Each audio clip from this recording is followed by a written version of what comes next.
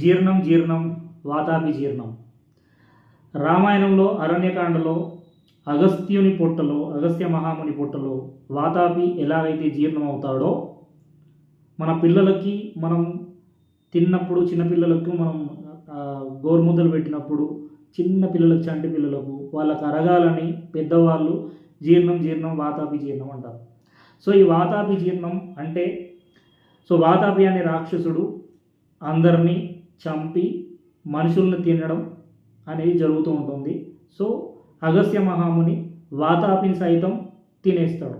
So Vatapi లాంటి రాక్షసున్నే అరిగించుకున్న అగస్త్య మహామునిలాగా మనం ఏది తిన్నా మనకు అరగాలి అనేది దానికి మనకు అర్థం.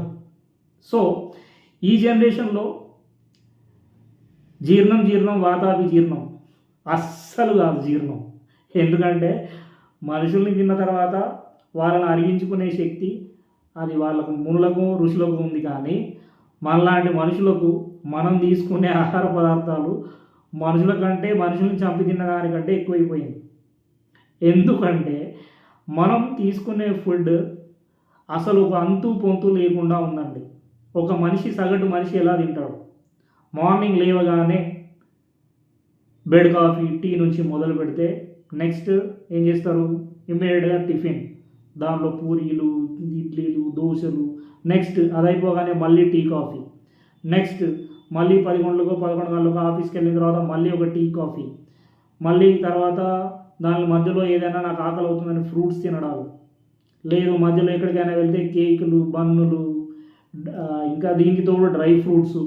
మాకు విటమిన్స్ అందట్లేదని డ్రై ఫ్రూట్స్ తింటున్నారు, ఫ్రూట్స్ తింటారు, మళ్ళీ రైస్ తింటారు, మళ్ళీ దాంట్లో రకరకాల చికెన్లు మటన్లు అన్నీ, ఇంకా నాన్ వెజ్లో అయితే పన్నీర్ అని మష్రూమ్స్ అని, ఇంకా ఓన్లీ నాన్ వెజ్ ఒకటే కాదండి, వెజ్లో కూడా చాలా రకాలు ఉన్నాయి. పన్నీర్ అని మష్రూమ్స్ అని అదని ఇదని చాలా రకాల కొత్త ప్రోడక్ట్స్ అన్నీ తయారు చేసుకుంటూ మనకు ఇస్తున్నారు రెస్టారెంట్స్లో.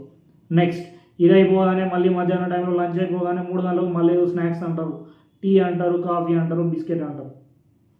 ఒకవేళ బయట టైంపాస్కి ఎవరి కోసం అయినా వెయిట్ చేస్తే అక్కడ తింటారు, టీ కనబడితే టీ తాగుతారు. సాయంత్రం 5 కాగానే పునుగులు బజ్జీలు మిర్చీలు, ఆయిలీ ఫుడ్, జంక్ ఫుడ్. మళ్ళీ ఇది అయిపోయిన తర్వాత మళ్ళీ 9 గంటలకు 10 గంటలకు డిన్నర్ చేస్తున్నారు.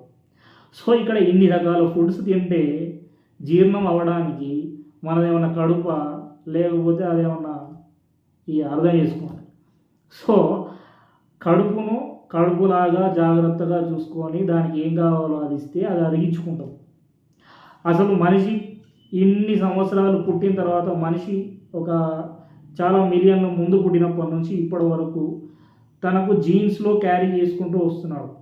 సో కొంతమందికి డయాబెటీస్ వస్తుందని, కొంతమందికి ఒబెసిటీ వస్తుందని, ఇన్ని రకాల మెమొరీస్ అనేవి మీ జీన్స్ క్యారీ చేస్తూ వస్తున్నాయి.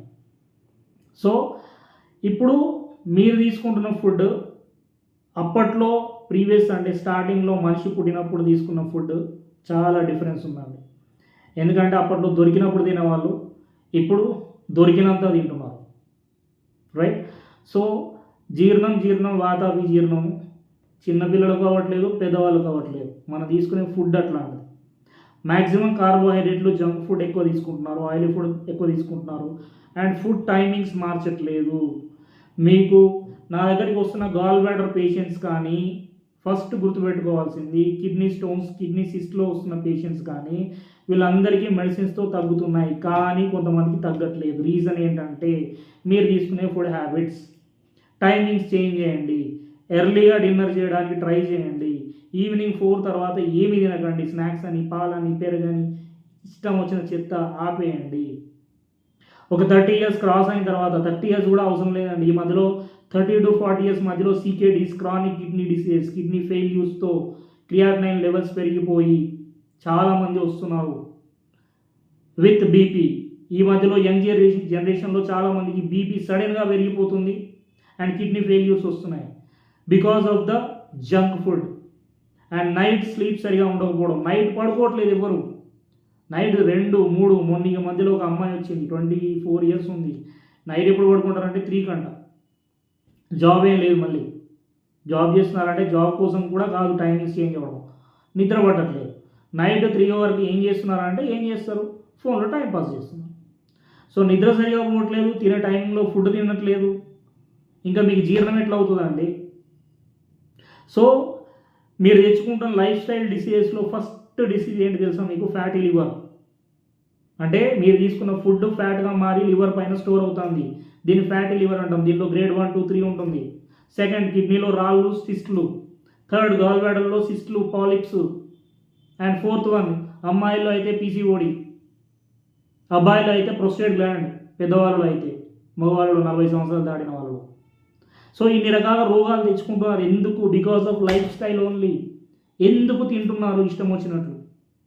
మీకు తినే హ్యాబిట్స్ మార్చకపోతే మీకు రోగాలు తగ్గవండి. డాక్టర్స్ మీకు అన్నీ తగ్గించలేరు, గుర్తుపెట్టుకోండి. అన్నీ ఎత్తేసిన తర్వాత మీకు కిడ్నీలో రాళ్ళు వచ్చినాయి, గాల్ బ్లాడర్లో రాళ్ళు వచ్చినాయి, డయాబెటీస్ వచ్చింది. ఎక్కడి నుంచి వచ్చాయి? మీరు తెచ్చుకున్నారు. ఒక్క పూట తిండి మానేస్తే ఏమవుతుంది? 3 పూటలు 4 పూటలు తినాలని ఏమైనా రూల్ రాసుందా రాజ్యాంగంలో? ఎందుకు తింటున్నారు? మీ కడుపు అడుగుతుందా? మీకు ఆకలి అవుతుందా? ఆకలి అవుతుంది, ఎందుకంటే మీరు ఇప్పుడు చిన్నప్పటి నుంచి 3 సార్లు 4 సార్లు తినడాన్ని హ్యాబిచువేటెడ్ చేశారు కాబట్టి ఆకలి అవుతుంది. ఇంటర్మీడియట్ ఫాస్టింగ్ చేయండి. ఒక్కసారి చూసుకోండి, పొట్ట సైడ్లకు ఇంత ఉంటుంది ఒక్కొక్కరికి. యావరేజ్ ఇండియన్ పర్సన్ ఎవరికైనా మినిమం అట్లీస్ట్ ఇప్పుడు 60 kgs ఉండాల్సిన వ్యక్తి యాజ్ పర్ బిఎంఐ మినిమం 80-90 ఉంటున్నాడు. 60 ఎక్కడ అండి, 90 ఎక్కడ అండి? మళ్ళీ ఏమన్నా అంటే డైట్స్ చేసినామంటారు. ఎన్ని నెలలు చేస్తారు డైట్స్? 3 నెలలు చేస్తారేమో, తర్వాత తగ్గుతారేమో, మళ్ళీ వితిన్ 6 monthsలో మళ్ళీ పెరిగిపోతున్నారు. ఎవరికి డైట్? ఎందుకు డైట్? ఎవరిని బ్రతికిస్తున్నారు? న్యూట్రిషనిస్ట్లు బతికిస్తున్నారా? డాక్టర్లను బ్రతికిస్తున్నారా? ఎవరి కోసం చేస్తున్నారు? నేను 3 నెలలు చేశానండి యోగా, నేను 3 నెలలు చేశానండి జిమ్, నేను 3 నెలలు చేశానండి డైట్. ఎవరి కోసం చేస్తున్నారు? ఎందుకు చేస్తున్నారు? సో ప్రాబ్లం మీ దగ్గరనే ఉంది, గుర్తుపెట్టుకోండి. సో డాక్టర్స్ అనేవాళ్ళు మీకు ట్రీట్మెంట్ ఇస్తారు, ఎంతవరకు ఇవ్వాలో అంతవరకు ఇస్తారు. కొన్ని చేంజెస్ చేయకపోతే తప్పంతా నా దృష్టిలో పేషెంట్దే. మీరు మా దగ్గరికి రావద్దు అని అంటే మీరు చేయాల్సింది సింపుల్గా ఇంటర్మీడియట్ ఫాస్టింగ్. దీనికోసమే ఒక్కొక్కరు ఒక్కొక్క మతంలో ఒక్కోలాగా పెట్టుకున్నారు. సో హిందువులు అయితే ఒక్క పొద్దున అని చెప్పేసి, లేకపోతే ముస్లిమ్స్ అయితే రోజా అని చెప్పేసి, క్రిస్టియన్స్ అయితే ఒకలాగా. మీరు మార్చకుండా ఇష్టం వచ్చిన షుగర్స్ తీసుకుంటారు. ఒక్క షుగర్ స్పూన్ 2-3 మీరు 2 స్పూన్స్ వేసుకుంటారు టీలో. అరగడానికి ఎంత టైం పడుతుందా? మేము అరగంట గంట నడిస్తే కానీ మీరు తాగిన టీ కాఫీ ఎఫెక్ట్ పోదు మీ బాడీ నుంచి. క్యాలరీస్ కరగవు. క్యాలరీ ఇంటేక్ ఎంత ఉంటుంది, క్యాలరీ బర్నింగ్ ఎంత ఉంటుంది? సో ఒక రోజులో కిడ్నీలో స్టోన్స్, గాల్ బ్లాడర్లో స్టోన్స్ రావండి. కిడ్నీలో స్టోన్స్, గాల్ బ్లాడర్లో స్టోన్స్ రావాలంటే మీ డైజెషన్ ప్రాసెస్ కంప్లీట్గా డిస్టర్బ్ అయిపోయి ఉండాలి. అసలు డైజెషన్ ప్రాసెస్ అంటే ఏంటి తెలుసా మీకు? డైజెషన్ 4 ప్రాసెస్లో జరుగుతుంది నా దృష్టిలో. First, stomach. మీరు తిన్న ఫుడ్ అంతా కూడా స్టమక్లోకి వస్తుంది. దాంట్లో స్టమక్ యాసిడ్ అని ఉంటుంది. ఆ స్టమక్ యాసిడ్ జనరల్లీ ఏం చేస్తుంటారు? యాంటాసిడ్స్ వాడుతూ ఉంటారు. యాంటాసిడ్స్ ఎవరు వాడాలంటే యాసిడ్ ఎక్కువైతే వాడాలి. ఏజ్ పెరిగినా కొద్ది యాసిడ్ తగ్గిపోతూ ఉంటుంది. సో అప్పుడు స్టమక్లో యాసిడ్ తగ్గినప్పుడు మీకు డైజెషన్ తగ్గిపోతూ ఉంటుంది. మీరు తీసుకునే జంక్ ఫుడ్లు, చెత్త చెదారం అంతా కూడా యాసిడ్ కూడా మీకు బేస్ అయిపోతుంది. అంటే ఆమ్లం కూడా క్షారం అయిపోతుంది మీరు తీసుకునే చెత్త ఫుడ్కు. ఫస్ట్ మీకు మెకానిజంలో ఫస్ట్ స్టమక్ యాసిడ్ అనేది మనకు స్టమక్లో అరగకపోవడం. సెకండ్, ఇక్కడ మీ గాల్ బ్లాడర్, లివర్ అంటాం, బైల్ అంటాం. బైల్ ప్రొడక్షన్ సరిగా జరగకపోతే మీకు అక్కడ బైలులో మీకు డిటర్జెంట్ లాగా అయిపోవాలి మీరు తిన్నదంతా. కాదు.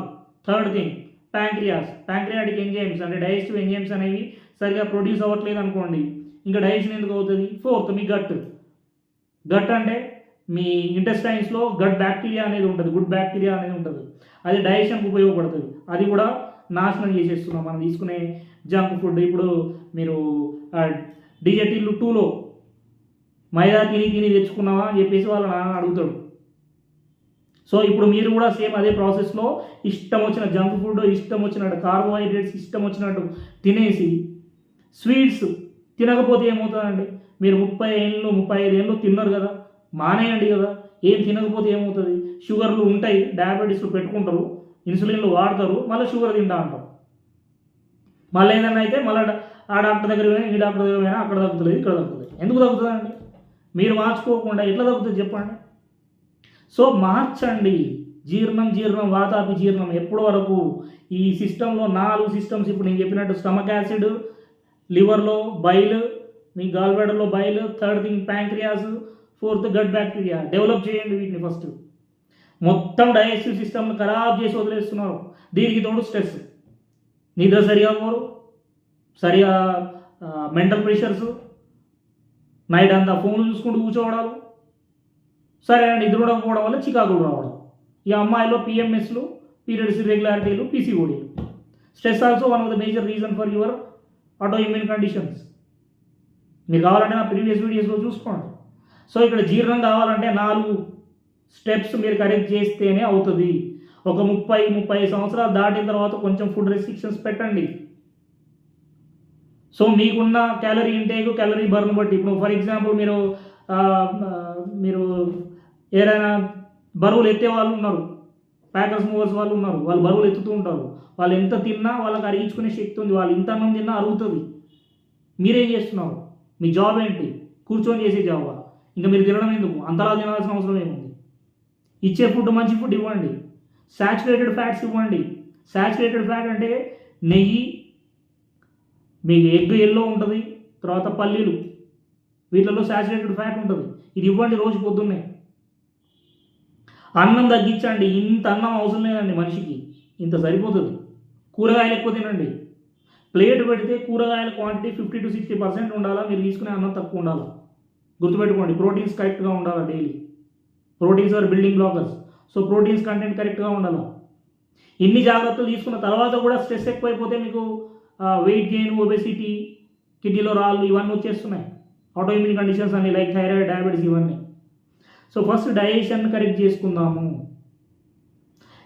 ఆ బాధతో చెప్తున్నాను నేను. పేషెంట్లను చూసి అది అరగక, అది రోజు పొద్దున్న లేవగానే ఏదో ఒక యాంటాసిడ్ వేసుకోవడాలు, రోజు ఏదో కిడ్నీ స్టోన్స్ కోసం 6 నెలల కింద సర్జరీ చేయించుకుంటారు, ల్యాప్రోస్కోపీ చేయించుకుంటారు, మళ్ళీ వస్తాయి. పీసీఓడి, ల్యాప్రోస్కోపీ చేయించుకుంటారు, మళ్ళీ వస్తాయి. ఎందుకు వచ్చినాయి అర్థం చేసుకోవట్లేదు.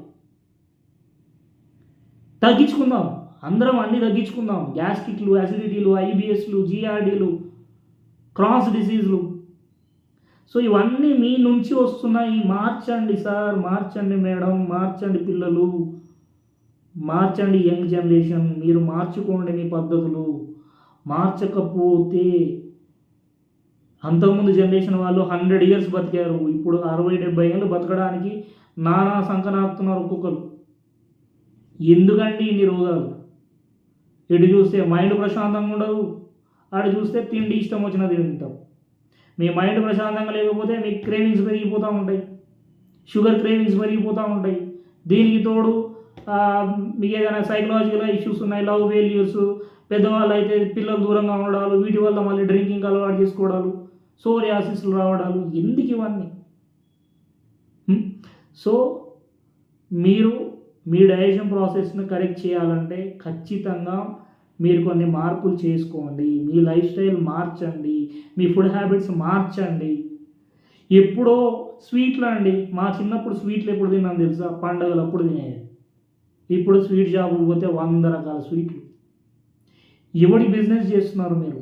ఎవరికి బిజినెస్ ఇస్తున్నారు మీరు? డాక్టర్లకా, స్వీట్ షాప్లకా, లేకపోతే ల్యాబ్లలోకా? ఎవరికి ఇస్తున్నారు మీరు? ఎందుకు ఇస్తున్నారు ఇంతలా? మీకు డబ్బులు ఎక్కువైపోయాయా? ఎవరి కోసం ఇస్తున్నారు? ఎందుకు ఇస్తున్నారు ఇవన్నీ? ఇన్ని రోగాలు తెచ్చుకుంటున్నారు. ఎందుకు తెచ్చుకుంటున్నారు? మీరు తెచ్చుకోవద్దంటే ఫస్ట్ మీరు రెస్ట్రిక్ట్ అవ్వండి. వ్రతాలు చేస్తారు కదా 45 రోజులు, అట్లా పెట్టుకోండి. అట్లా ఒకరోజు కాదండి. మీరు ఒకవేళ మీ డైట్ మార్చుకొని, మీరు ఎవడో డైటీషియన్ చెప్పినట్టు కాదండి, simple. Daily good fat 20 to 30% ఉండాలా, ప్రోటీన్స్ మినిమం 40 to 50% ఉండాలా, అండ్ కార్బోహైడ్రేట్స్ కొంచెం తక్కువ ఉంటే సరిపోతుంది. అంటే రైస్ క్వాంటిటీ తగ్గించండి. సో ఇంతే, ఎందుకంటే పెద్ద దాన్ని బ్రహ్మాండం చూడాల్సిన అవసరం లేదు. మీరు ఒక పూట ఫ్రూట్స్ తినాలనుకుంటున్నారా? అన్నం మానేయండి. లేదు అన్నం తినాలనుకుంటున్నారా? మిగతా అన్నీ మానేయండి. డ్రై ఫ్రూట్స్, ఈ స్వీట్లు, ఐస్ క్రీమ్లు, చాక్లెట్లు, పిజ్జాలు, బర్గర్లు. సో ఇన్ని అవసరమా మీ బాడీకి? ఎందుకు ఇన్ని అవసరమా బాడీకి? ఊరికే నోటి కోసం, ఈ నాలుక కోసం. ఈ నాలుకనే అన్నిటికీ ప్రాబ్లం. మాట చెడ్డగా వచ్చినా దీనివల్లనే మనకు బంధాలు తెగిపోతున్నాయి. ఇష్టం వచ్చినట్టు ఫుడ్ తినడానికి దానికే మళ్ళీ దాని దాని అంటే మీ నాలుక చెప్పినట్టు మీరు వింటున్నారు. మీరు చెప్పినట్టు మీ నాలుక వినాలా? మీకు ఆ మాత్రం విల్ పవర్ లేదా? మీకు ఆల్రెడీ రోగాలు వస్తున్నాయని తెలిసినప్పుడు దీన్ని కంట్రోల్ చేయలేరా మీరు? కోపం వచ్చినప్పుడు సైలెంట్గా ఉండండి. అట్లనే మీరు ఎక్కడికైనా పోయినారు, ఏదైనా తిందాం అనుకుంటున్నారు, ఆపండి క్రేవింగ్స్. తిన్నావు కదా, మనిషి ఇంకేమన్నా, ఇంకేం తింటావు, సరిపోలేదా నీకు అని చెప్పేసి మీ స్టమక్ మీరు అడ్వైస్ ఇవ్వండి. అడ్డమైన ఫుడ్ అంతా తినకండి. ఎక్కువ సాల్టీ ఫుడ్, ఎక్కువ మీరు ఈ చిప్స్, జంక్ ఫుడ్ ఎందుకు తింటున్నారండి? చాలు, డాక్టర్స్ బాగానే ఉన్నారు అందరూ, వాళ్ళని బ్రతికించింది చాలు. మీరు కిడ్నీ రాయేస్తే 2 లక్షలు సర్జరీ చేస్తే, గాల్బెడలు రాయేస్తే సర్జరీ చేసి చేయడాలు, పీసీఓడి వస్తే దానికి ల్యాబ్రోస్కోపీ చేయించుకోవడాలు. ఎందుకు వచ్చినాయండి ఇవన్నీ? ఒబెసిటీ ఎందుకు వస్తున్నాయి? PCOD, diabetes, thyroid. సో నా మనవి ఏంటంటే రోగాలు తగ్గించుకుందాం, అన్ని రోగాలు తగ్గించుకుందాం, ఆటో ఇమ్యూన్ కండిషన్స్ కూడా తగ్గించుకుందాం. I'm doctor Satish Rao. Sorry మీకు ఏమైనా తప్పుగా మాట్లాడుంటే, and thank you for watching.